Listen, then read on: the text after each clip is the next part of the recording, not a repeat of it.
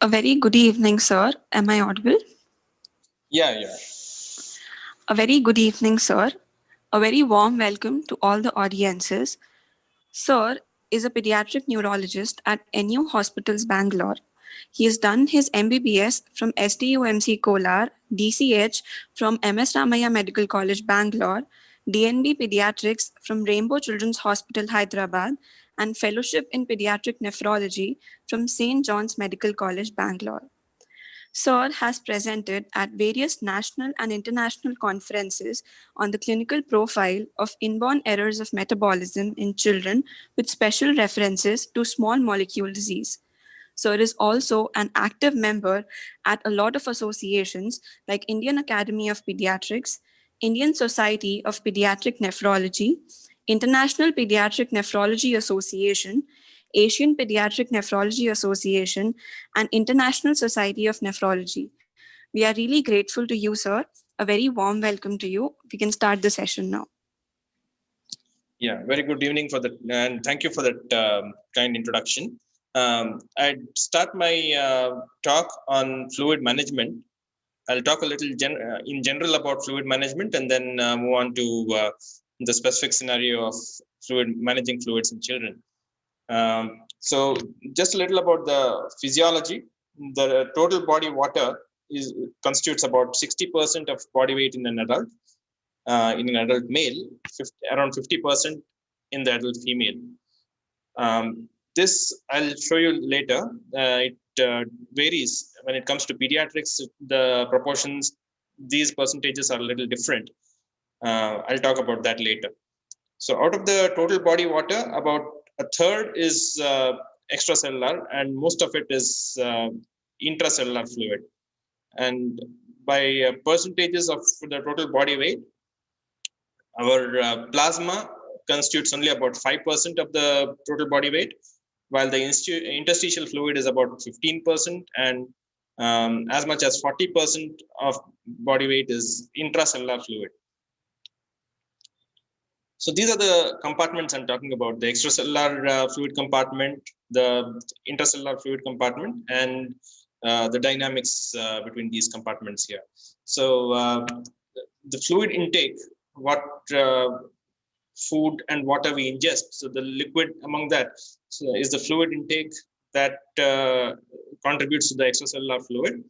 And these are the losses, means by which the fluid is lost from the body, either through urine output or through stool or sweating, that's through the skin, and through the lungs by means of respiration.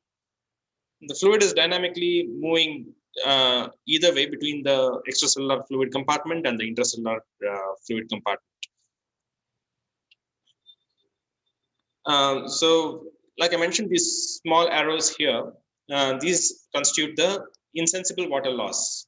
Because I call it insensible because it is difficult to measure the amount of water loss through these means. There are only rough estimates of the same.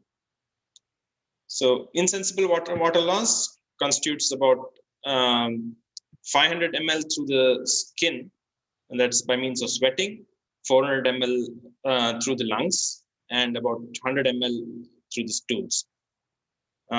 So this is roughly about a liter there. And insensible water loss in children, we calculate as 300 ml per meter square body surface area per day. I'm not sure how this will translate into adult, but that's the formula. The composition of the extracellular fluid and the intracellular fluid is quite different. So the main electrolytes in the extracellular fluid are sodium mainly and chloride, with smaller proportions of the other components. Whereas in the extracellular fluid, the main component is the potassium, which is about 150 milliequivalents per liter, and of course the phosphates and the sulfates which are there. So the major cation in the extracellular fluid is sodium, and the major cation in the intracellular fluid is potassium as well as magnesium. The anions in the extracellular fluid are chloride and bicarbonate, whereas the chief anions here in the intracellular compartment are phosphate and protein along with sulfate.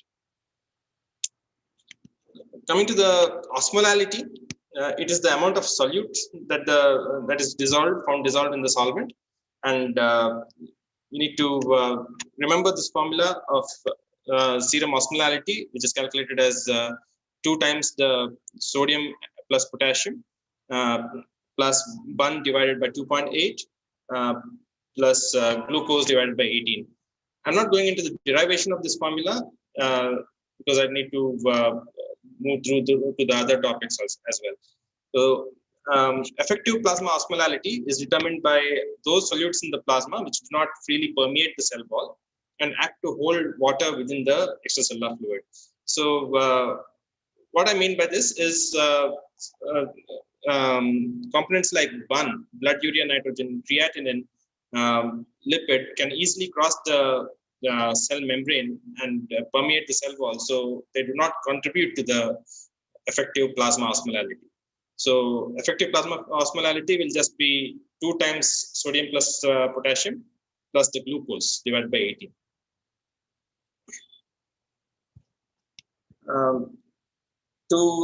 For proper fluid therapy, it's necessary to know what is the cause for fluid deficit and what is the type of electrolyte imbalance that there is, and what are the associated illnesses, whether the patient has diabetes mellitus or hypertension or a heart disease, renal or hepatic disorders.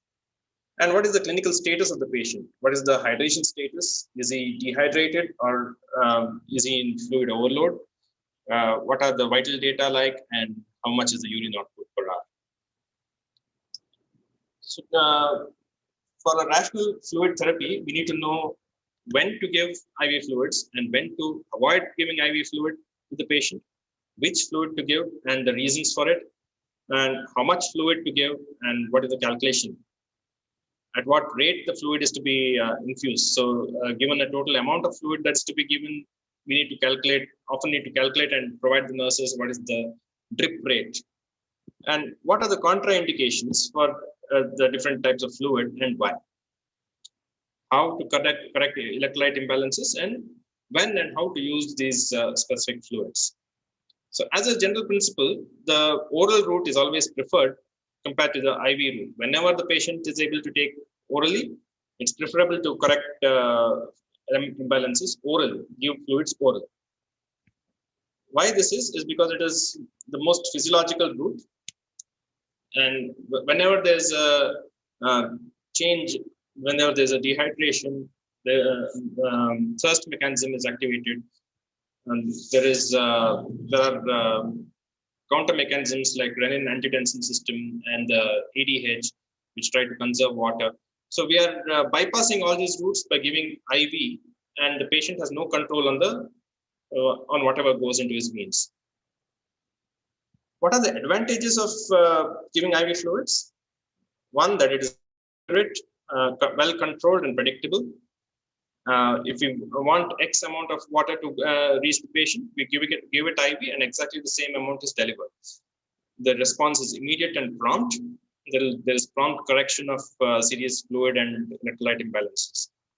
So when do we give it? When oral intake is not possible. For instance, in a comatose patient, a patient who has undergone anesthesia or undergone a major surgery, severe vomiting or diarrhea, where there is moderate to severe dehydration, severe symptomatic hypoglycemia, where you need to correct the sugars pretty fast, and as a vehicle for various intravenous medications, like when you're giving antibiotics, you're giving phosphomide, you're giving bicarbonate correction.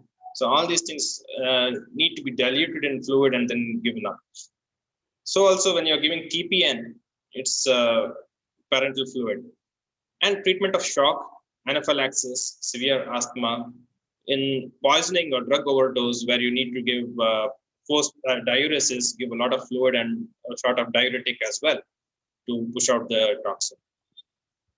What are the disadvantages of IV fluids? These are more expensive and need strict monitoring, strict asepsis, trained personnel, and the contraindications could be like patient who is able to eat and drink, and in conditions such as congestive cardiac failure and volume overload. when not monitored properly, there could be serious complications of administering IV medications and fluids, such as local infiltration, hematoma, phlebitis, fluid overload, especially in patients who are predisposed, like those with congestive cardiac failure. And sometimes there could be rigors if the fluid is cold or has bacterial contamination, air embolism, septicemia, and of course, cannula-related problems and human error-related problems like a wrong dose going to the patient. I'm not going to the details of this chart here, but it's important for all of us to at least have some written up somewhere in our notebook. What is the composition of the various common IV fluids that are used day to day in our clinical practice? So we have 5% dextrose, which contains 50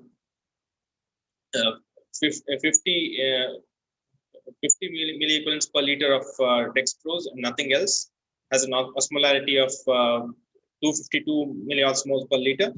And then normal saline, the sodium concentration of which is important to remember as 154 milliequivalents per liter. And then half normal saline with 5% dextrose, that is half DNS, dextrose normal saline, Ringer's lactate, which has pretty much the same composition or similar composition, as close as possible to extracellular fluid, 130 milliequivalents per liter of sodium, potassium of 4 milliequivalents per liter, chloride of 109 milliequivalents per liter, along with some lactate and calcium. So this is the Ringer's lactate is a dextrose-free fluid. And then we have various fluids called Isolite G, which is the best fluid for gastric losses for replacement. Isolite M, which is more or less like a maintenance fluid. Isolite P, suitable for pediatric use, and Isolite E. So each of these have specific indications, like 5% dextrose could be used for treatment of dehydration due to inadequate water intake or excessive losses, in pre and post-operative fluid management, and in the administration of various drugs. Some drugs are not compatible with normal saline, so we might have to give it with dextrose. And treatment or the prevention of ketosis in starvation, diarrhea, and vomiting. So what could be the contraindications to dextrose? Where there is cerebral edema, so this could be worsened by a hypotonic fluid infusion. So 5% dextrose is hypotonic compared to the plasma. So other contraindications are neurosurgical procedures where there is acute ischemic stroke.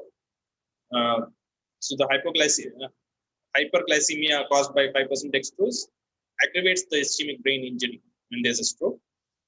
Hypovolemic shock, because dextrose is not good for volume expansion. One, it doesn't cause increase in the blood pressure. Second, it causes osmotic diuresis. So there's hyperglycemia and then there's osmotic diuresis. So the patient loses volume as well. And in states where there is hyponatremia, water intoxication, all these could be worsened by 5% dextrose. Obviously, we know uncontrolled diabetes and hyperglycemia are absolute contraindications. And blood tends to hemolyze and clump when we give blood in the same line as 5% dextrose. Normal saline, the almost ubiquitous fluid for volume resuscitation.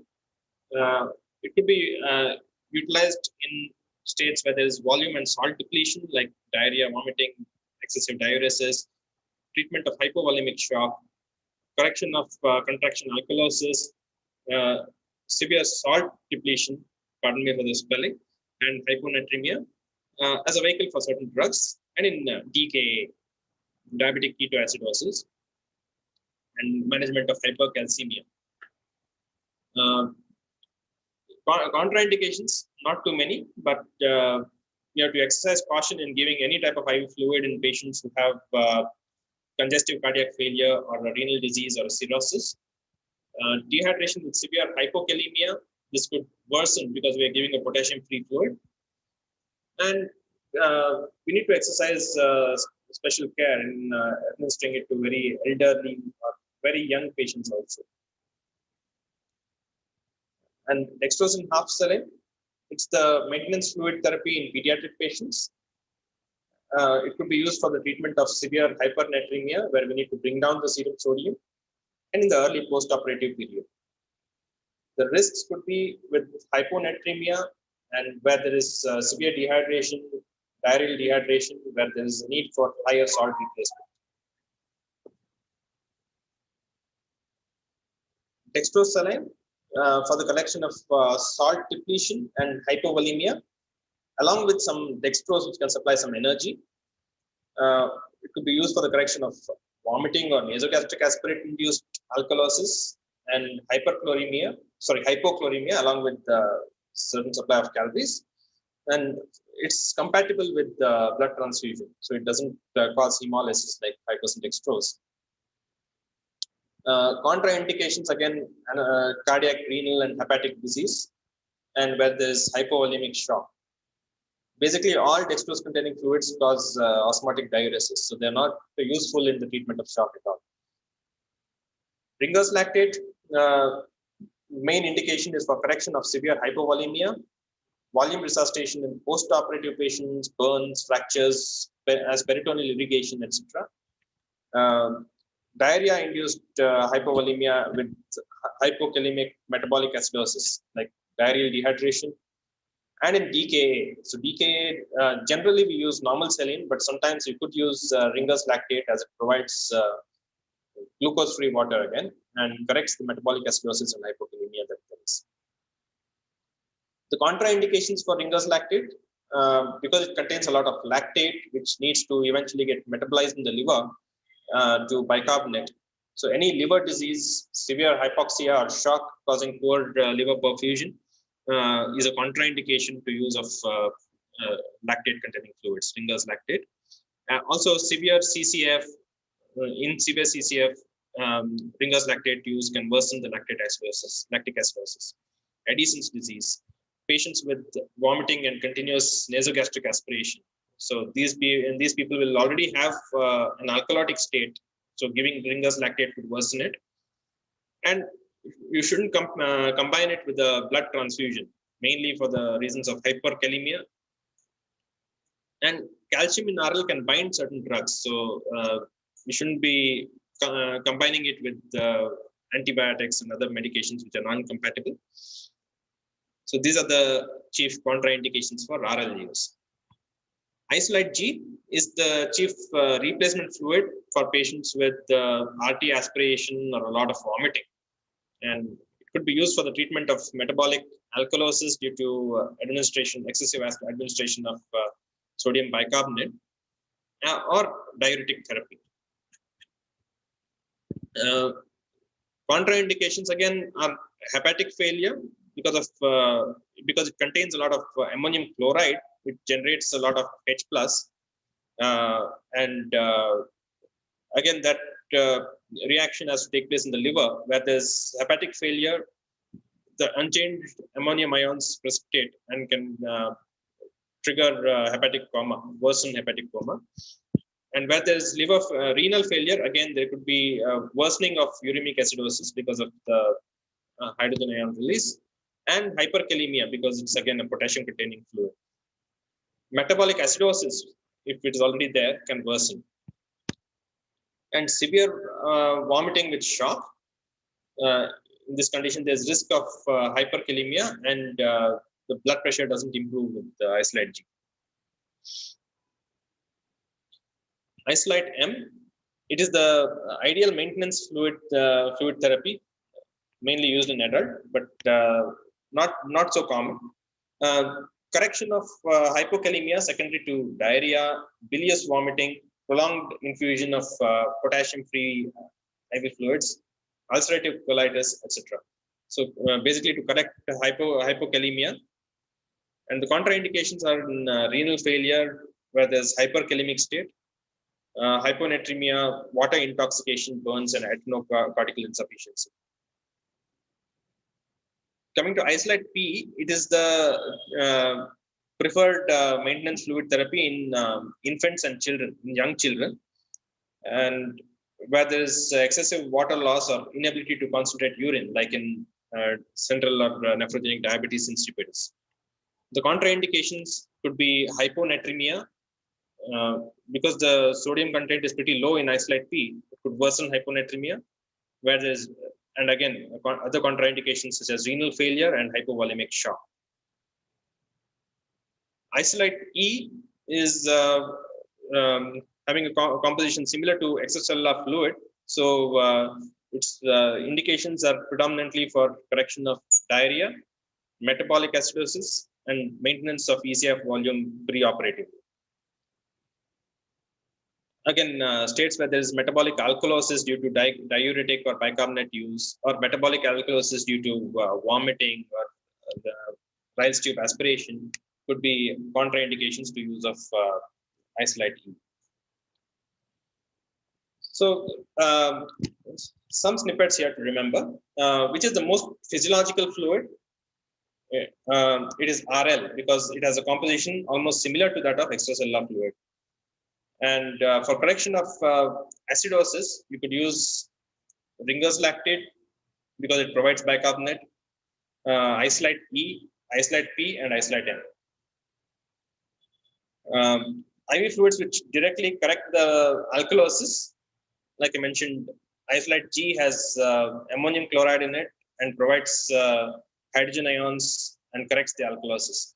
And IV fluids to be avoided in renal failure are all the potassium containing fluids that you know, Ringer's lactate and all the isolate group of fluids. And in liver failure specifically, you need to avoid Ringer's lactate and isolate G.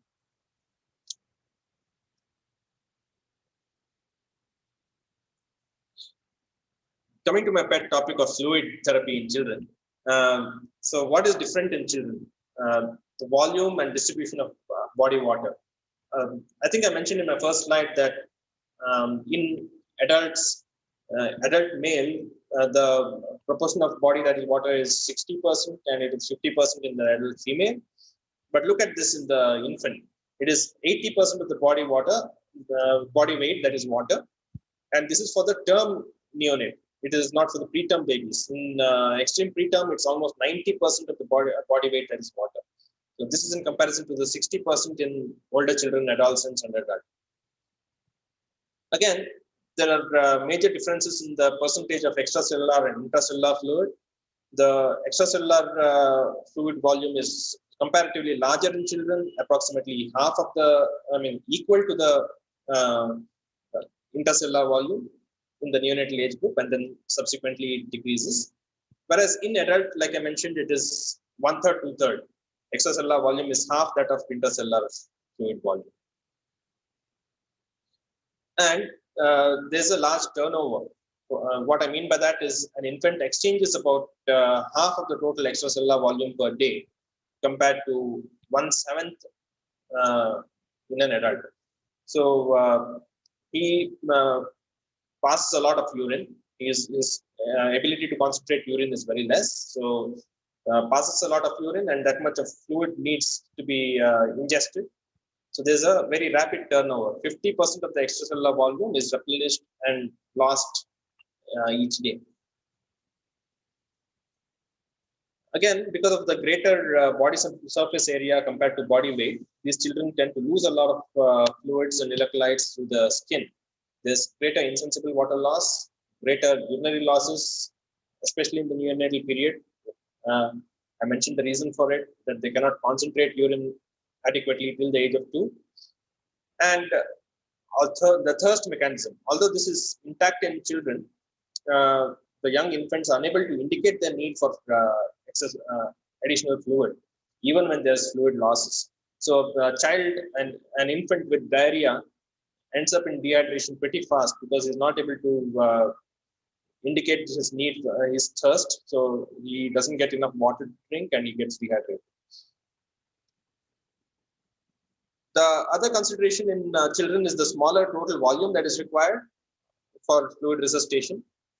Like for a 8-kilo infant, if you need to give maintenance IV fluid, it is 100 ml per kilogram per day. So 800 milligrams, 800 ml is what is required in 24 hours, which is a very small volume compared to what we give in the adult population. The 24-hour fluid requirement in adult is calculated as 24-hour urine output plus around 700 ml to make good for the insensible water loss. In hospitalized children, we calculate daily fluid requirement using a formula called Holiday-Segar equation. So up to the first 10 kilograms, it is 100 milligrams, 100 milliliters per kilogram. And for any weight over and above 10 kgs, 10 to 20, it is 50 ml per kg. And about 20 kilograms, we calculate as 20 ml per kilogram. So what is the choice of IV fluid in children for maintenance? Isolate P is the best for younger children because they have more water requirement in relation to the solute requirement. Why is Isolate P not ideal for maintenance fluid in older children? This is because as the weight increases, the water requirement per kilogram reduces, but the sodium requirement remains static. It's about 2 to 3 milliequivalents per kilogram per day. So they require more, or rather, fluids which have a greater sodium concentration, something like half DNS, or older children and adolescents require DNS as well sometimes. So that brings the importance of this chart, which gives you the sodium concentration in each of these fluids, so that you can know which is the ideal fluid for what age group and in what clinical scenario. Some have potassium, some do not, some have lactate. So the rough guide that I provided was to help you to pick your fluid in the given clinical situation. The neonatal fluid management is an absolute different ball game. It's totally different. We initiate fluid therapy at 60 to 80 milliliters per kilogram per day, around 60 ml per kg for the term infant, and 80 to 90 ml per kg in the preterm babies. And we usually start with a higher dextrose concentration. We don't give them electrolytes in the first 48 hours. Give dextrose water, 10% dextrose water in the first couple of days, and gradually build it up as the child gets older. So in infants weighing less than 1,500 grams, they should be covered with a blanket, polythene blanket to prevent the insensible water loss, which could be a lot because they have very frail and fragile skin through which a lot of water could be lost into the environment. And strict intake output monitoring is needed for these preemies. For infants less than 26 weeks, the saline blanket, of course, is a must and should be applied directly onto the infant to minimize the insensible water loss. And for very small infants, less than 1,000 grams, they should have electrolytes and actually the hematocrit as well, measured every 6 to 8 hours to look at hemo concentration. And whenever the ECV goes above 45 or the serum sodium is above 145, we need to increase the fluid. So once they are older or weigh more, like 1,000 to 1,500 grams, then these parameters are checked every 12 hours. And once the serum sodium is more than 145, increase the infusate by 10 ml per kilogram per day without sodium in the infused. And we increase IV fluids for urine output less than 0.5 ml per kg per hour by roughly about 10 ml per kg, or in infants less than 26 weeks, less than or equal to 26 weeks, calculate the insensible water loss. Like I mentioned, it is 300 ml per meter square body surface area. body surface area in the infant being around 0.3 meter square, and calculate fluids accordingly. So infuse sodium-free fluids initially. So this includes the flushes. If you are flushing a cannula, even there we need to use sodium-free fluids until the serum sodium is below 145 and a good urine output is established. So initially there could be a period in the first 2 days when the child doesn't pass too much urine, and then there's a post-diuretic phase. So once the serum sodium goes below 145, then you add 3 to 5 milliequivalents per kilogram per day of sodium. So the sodium requirement relatively is slightly higher in the neonatal period. And we do not add potassium initially. So add KCl to IV fluid only after the urine output is well established and the potassium is less than 5. So this is usually after 48 hours, which is why they give dextrose initially in the first 2 days of life. And increase the fluid administration gradually over the first week to 120, 130 cc per kg, and by day 7 to allow the physiological weight loss in these infants. So that's just briefly about neonatal fluid calculation. And now to calculate the drip rate. So we have various delivery devices. We have the routine IV set, which are used to call the macro drip set. So here each ml is about 15 drops. So the volume to be infused per hour divided by 4 gives the drop rate in minutes.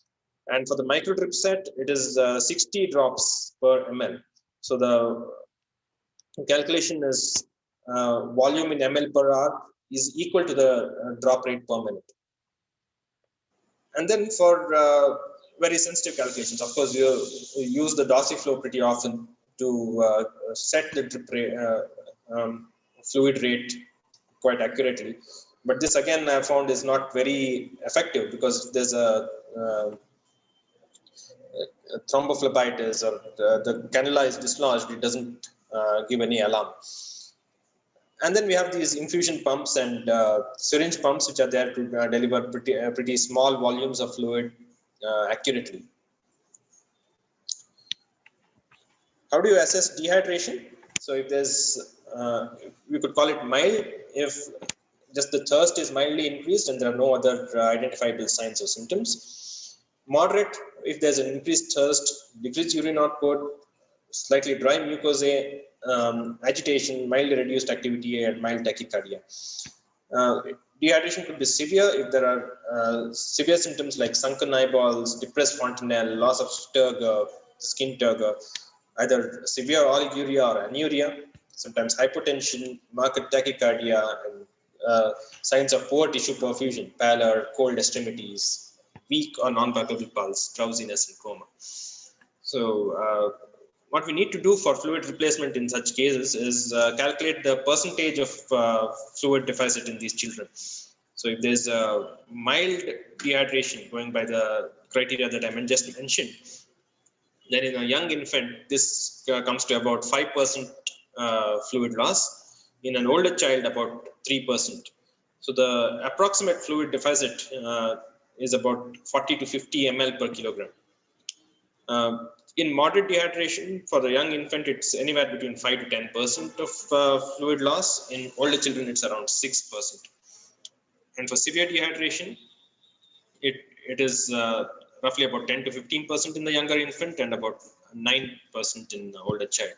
So we replace about 100 to 110 ml per kg fluid. So there are types of dehydration. It could come with a low sodium, normal sodium like isonatremic dehydration, or there could be hyponatremia or hypernatremic dehydration. So isonatremic occurs when there is diarrhea or vomiting or fasting, and there is proportionate water and sodium loss.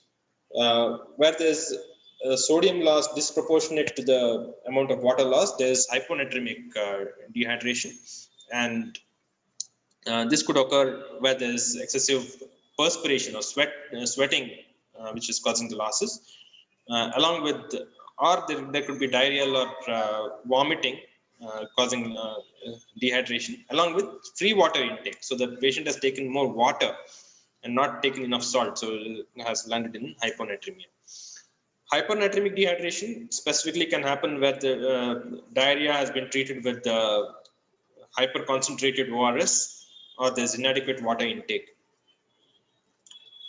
So how do we treat each of these conditions? How do we identify them? So in isonatremic dehydration, the thirst is normal. The skin temperature could be cold sometimes if the perfusion is impaired. Skin turgor could be lost, and skin feels dry. Mucous membranes are dry. The patient is lethargic. Pulse could be rapid or weak, and blood pressure low. The ideal fluid for correction would be either normal saline or Ringer's lactate. Where there's hyponatremic dehydration, the patient would be, the thirst would be normal. The skin again is cold. The turgor is very, very poor. The skin is clammy, cold, dry. Mucous membranes are slightly moist because of the hyponatremia that is there, and this patient would be drowsy or comatose. So the ideal fluid to be replaced would be either normal saline or hypertonic saline. There are instances where we need to correct the hyponatremia pretty rapidly with the 3% NS, especially when the patient is comatose. And where there's hypernatremic dehydration, it is very difficult to assess dehydration because the skin turgor seems to be more or less preserved, and the skin feels doughy rather than dry.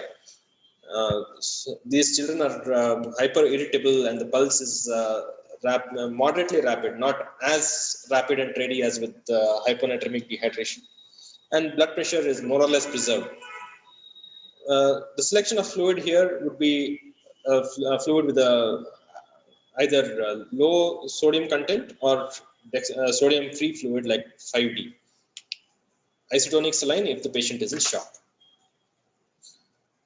So in shock, we give an initial fluid bolus of around 20 ml per kilogram as fast as possible, and then boluses could be repeated. So the choice of fluid would be either normal saline or Ringer's lactate, and we give about up to 30 ml during the first hour. Sometimes we go up to 50, and if the shock persists, then we could give colloids like albumin or FFP, again 10 ml per kilogram of 5% albumin. Once the patient is asymptomatic, then calculate the total fluid requirement as deficit plus maintenance. To that we add the ongoing losses. So that's how we calculate the fluid and give the correction over 24 hours, half of it over the first 8 hours, and then the rest over 16 hours. If the losses are ongoing, like large volume stools or any other losses, these must be replaced appropriately. So if there's upper GI loss, we give Isolite G. For diarrheal losses, we could replace it with RL. So the fluid of choice for diarrheal dehydration is Ringer's lactate. And how do we correct the dehydration? In the infants, we give 30 ml per kg over 1 hour. I write reassess here because we need to reassess after the initial bolus. If the pulse rate is still rapid and pulse volume is low, then we might have to repeat the 30 ml per kg for another hour, and then go to the 70 ml per kilogram over 5 hours calculation. For older children, the rate is more rapid. We give 30 ml per kg over 30 minutes, and then give the 70 ml per kilogram IV over 2.5 hours. Once the patient is stabilized, the dehydration is corrected, then we need to just make good the losses as well as provide replacement with ORS and allow adequate oral fluids, unless the child is not able to take orally and still needs IV corrections. So what happens when a child has or a patient has kidney disease? The nephrotic syndrome, the children have a normal fluid requirement generally. When they're not edematous, when in remission, or the edema is not very severe, if they come in with sepsis or any other condition requiring IV fluids, the fluid calculation is more or less the same. It's normal. But if they come very edematous, then we might have to restrict the fluid, restrict salt intake in these children. In acute kidney injury, in the pre-renal stage, we need to hydrate the patient, probably give a diuretic challenge and see if the urine output improves. If it doesn't, then we need to cut down the fluid as for renal causes of acute kidney injury, like total urine output of the past 24 hours plus insensible water loss. And these patients with acute kidney injury tend to have hyperkalemia and a host of other electrolyte imbalances like hyponatremia also. So these need to be monitored periodically and the fluid needs to be adjusted as per the condition. Non-oliguric AKI, often very difficult to identify. So they present with more non-specific symptoms like nausea, vomiting, drowsiness, and so on. And then when the creatinine is checked, it is found to be high, and we need to tighter the fluid and electrolyte need based on the urine output and the absolute values of the electrolytes. In oliguric AKI, we might actually need to cut down on the fluid to insensible water loss plus urine output. In the diuretic phase, we need to hydrate the patient and correct the potassium. They tend to go into hypokalemia, hyponatremia very fast. So all these need to be replaced. When the patient has chronic kidney disease, when there's glomerular disease, the urine output drops. So we need to restrict the fluid and salt intake. Whereas it's quite the opposite in tubulointerstitial disease, where the patient loses the ability to concentrate urine and passes large quantity of dilute urine, loses free water, loses sodium, loses potassium, and all these need to be replaced. Has hypocalcemia and various other abnormalities. So there are various other special situations like poisoning, DKA, perioperative fluid management, and burns, TPN, which I'm not going to be talking today. So also acid-base disorders and electrolyte abnormalities are a huge topic, which is a session in itself. So I'd be happy to take it up some other time. Thank you.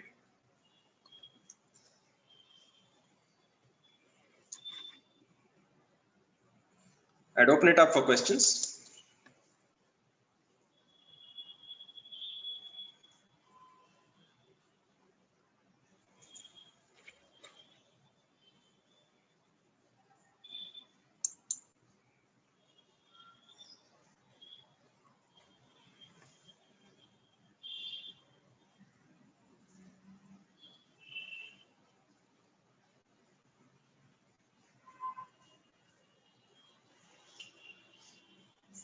So there's a question about, I think there's a question about fluid management in nephrotic syndrome, where there's a sick child with generalized edema.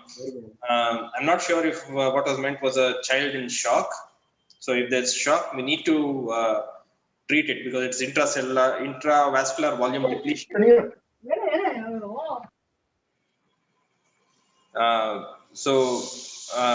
We need to expand the fluid volume with normal saline and then look at how to decrease the edema. So we do electrolytes initially and then periodically if found to be abnormal. Nephrotic syndrome kids could have hypokalemia because of the diuretic use, hyponatremia. So we might have to correct it as per its merit. So the fluid, I'll not talk about the choice of fluid because it's not the same always. So we give normal saline initially for volume resuscitation and then give maintenance IV fluid like for other children. But if there are abnormalities, electrolyte abnormalities, then we need to titrate it according to need. If there's a acute kidney injury as well in this child with nephrotic syndrome, they might have hyperkalemia.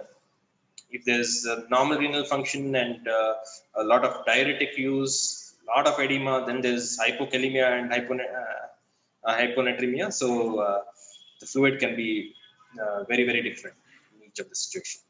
If there's a healthy nephrotic syndrome, then why would you give fluid? He won't require fluid at all. So starting him on steroids would be the best diuretic for him. And as he starts responding to the steroid therapy, he'll pass lots of urine, and then the edema decreases and the albumin improves. So we don't really need to give fluid in a healthy nephrotic syndrome patient.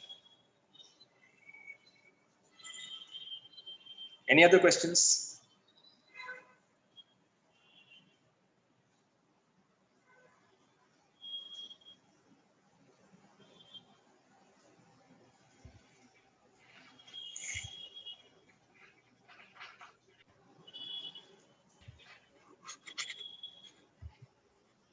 There is one more question, sir. Yeah. What type of fluid is safe in CCF and cirrhosis? It has been asked from the YouTube.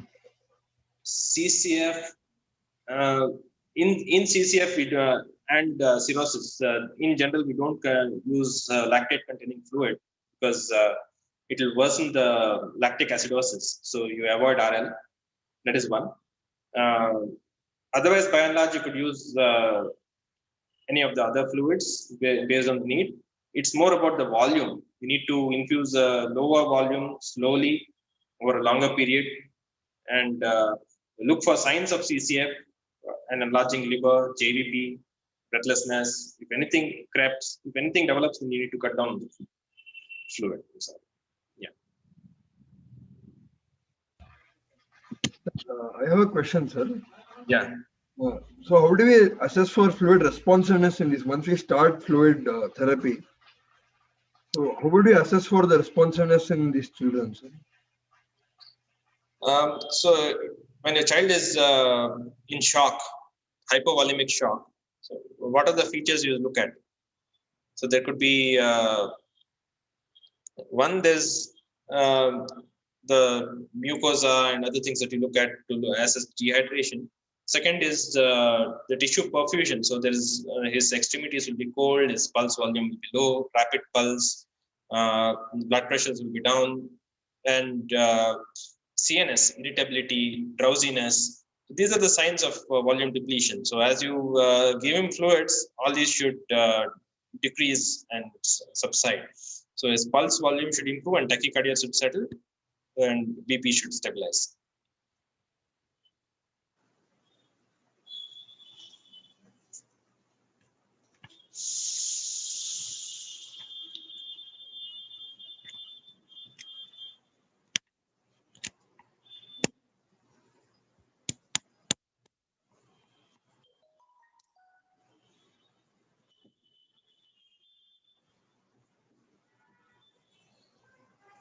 Another important sign of dehydration or volume depletion is decrease in the urine output. So as you hydrate the child, he'll put out more urine. So you know that his dehydration is getting corrected.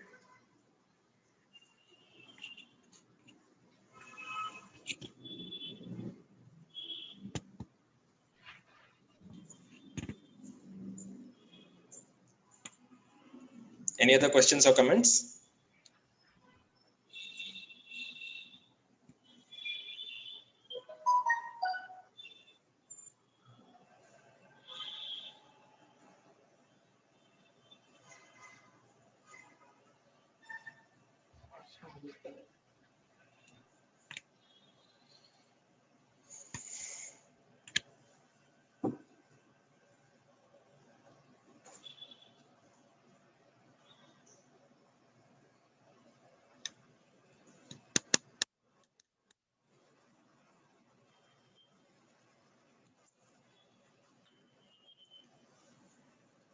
So I'll just need to share my screen because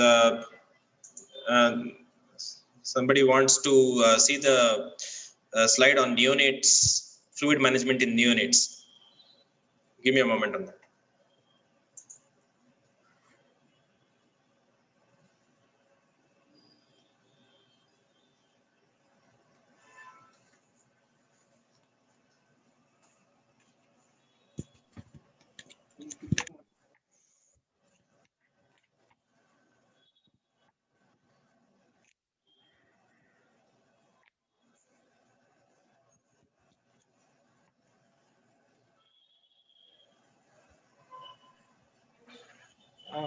excuse me, sir, if you don't mind, can we share the PPT in all our groups? Is that okay? Yeah, that's fine. I think I've already mailed it to you, isn't it? Yes, sir. Yes, sir. It's with Yeah. You can share it. It shouldn't be a problem.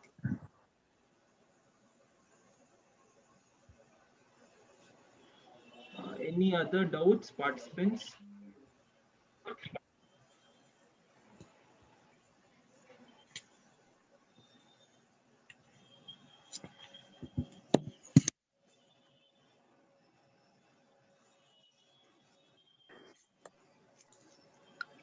So there's a doubt in the chat section saying what will happen if we give excess fluids. It's from the YouTube stream. Could you repeat the question again? Could you repeat the question? So the question is, what would happen if we give excess fluids? So the patient might go into pulmonary congestion. He could land up in CCF, raised JVPs, failure. We need to be cautious in giving the IV fluid. When you're giving it, your aim is to correct the dehydration, meet the maintenance, and treat the losses. If you give too much, then your patient might become edematous. He might develop features of CCF. He might have an enlarged liver, creps, raised JVP, and then pulmonary edema. Okay, sir. Thank you. Are there any more questions? You can put it up in the chat section if there are any.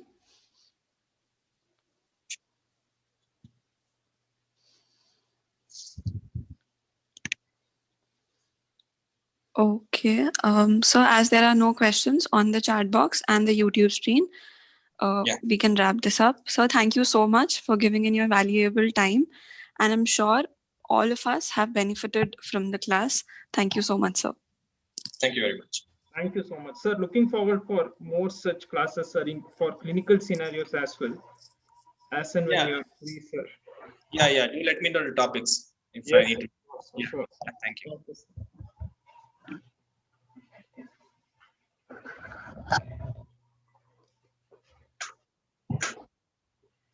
sir.